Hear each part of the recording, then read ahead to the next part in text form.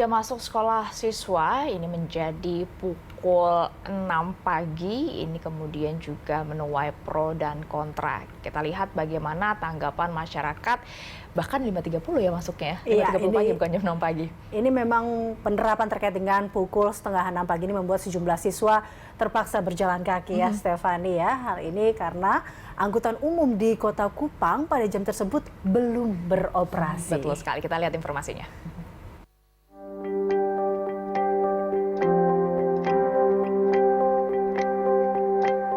Esron Ismail Moni, salah satu siswa kelas 12 IPS SMA Negeri 3 Kupang, Nusa Tenggara Timur, sudah berangkat ke sekolah pagi buta.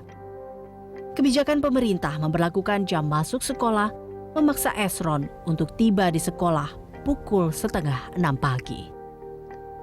Suasana Kota Kupang yang masih gelap, Esron harus menempuh jarak yang cukup jauh dengan berjalan kaki ke sekolah lantaran angkutan umum belum beroperasi. Esron mengatakan transportasi umum yang belum beroperasi hingga ongkos yang mahal lantaran masih pagi membuat Esron memutuskan untuk berjalan kaki. Hal ini juga memaksa Esron harus bangun lebih pagi. Kendal kami soal kendaraan.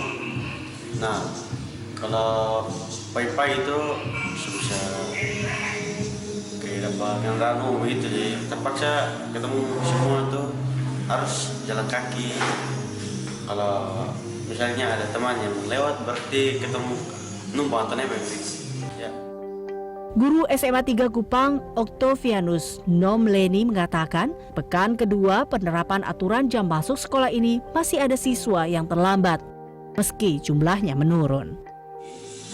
Kita memang terus motivasi mereka bahwa ini memang memulai sesuatu itu berat, tetapi ya kami pantau bahwa anak-anak kita sekolah strateginya adalah bahwa pada pagi hari ini kita tidak biarkan kosong. Setelah apel pagi itu kita sudah jalankan satu program yang link dengan dinas pendidikan, yaitu pembimbing untuk persiapan PPK sesuai dengan target pemerintah bahwa tiap sekolah itu mengharapkan 30 anak bisa masuk perguruan tinggi negeri dengan akreditasi A. Dan yang kedua adalah masuk dalam nominasi 200 sekolah yang mencapai standar nasional. Menurut Okto, sekolah sudah diinfokan terkait akan ada bantuan transportasi dari pemerintah daerah untuk menjemput siswa dan ASN yang masuk jam setengah 6 pagi. Dengan syarat, siswa dan ASN mengirimkan titik lokasi penjemputan ke nomor layanan operator yang disediakan Pemda. David Wilson, Kupang, NTT.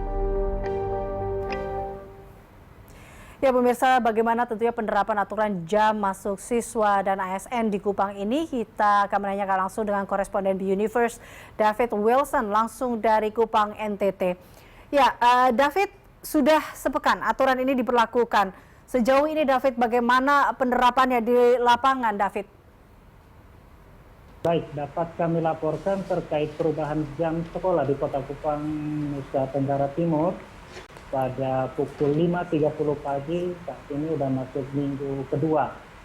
Terdapat beberapa kendala yang dihadapi oleh para siswa dan sejumlah ASN terkait perubahan jam sekolah ini adalah yang pertama minimnya transportasi umum.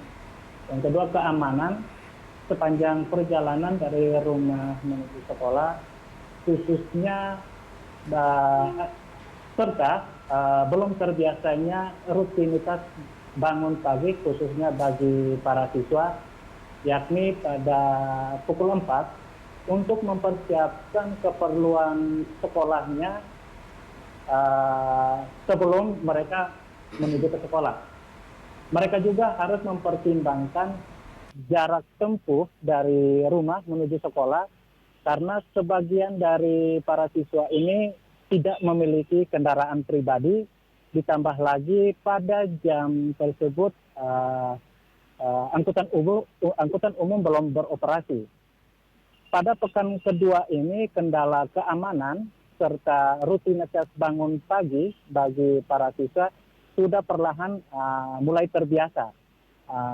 serta keamanan pun juga sejumlah aparat keamanan sudah mulai berpatroli di jalanan pada jam tersebut untuk menjamin kelancaran serta keamanan para siswa menuju ke sekolah.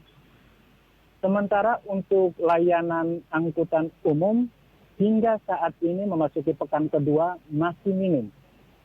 Pelajar hanya mengandalkan layanan ojek ataupun menumpang kepada kendaraan teman yang kebetulan mereka temui pada perjalanan ke sekolah.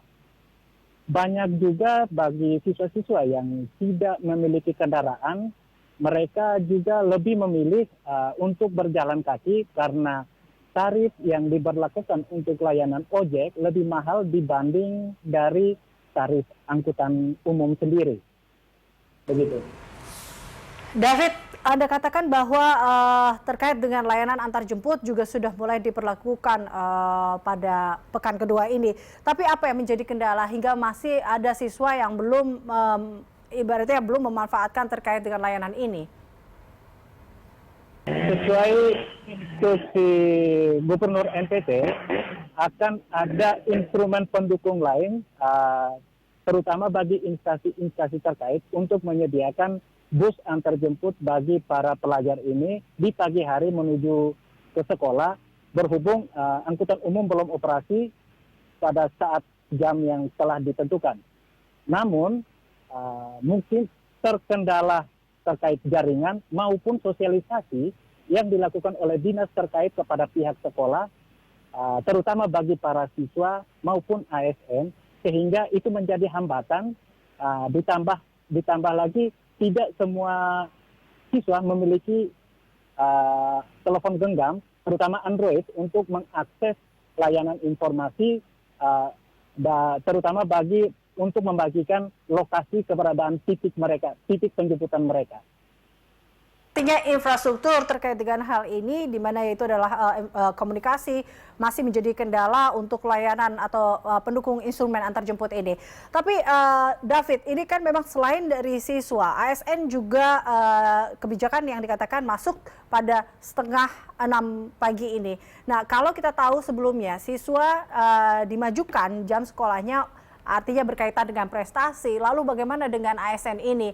Apa urgensinya kemudian kebijakan ini juga berlaku untuk ASN masuk kantor pada pukul 5.30 waktu Indonesia Tengah?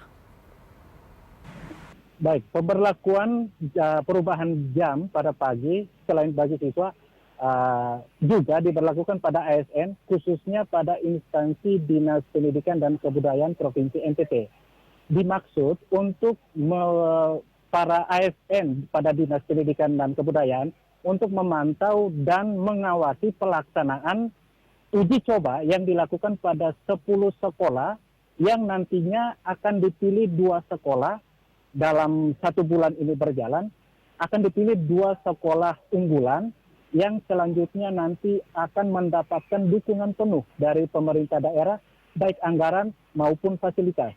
Di samping itu pun juga pemerintah daerah akan menjamin keberlangsungan para siswa untuk menempuh pendidikan selanjutnya setelah mereka tamat dari sekolah tersebut. Demikian. Baik, David, terima kasih atas laporan Anda. Pemirsa, demikian David Wilson melaporkan langsung dari Kupang, NTT.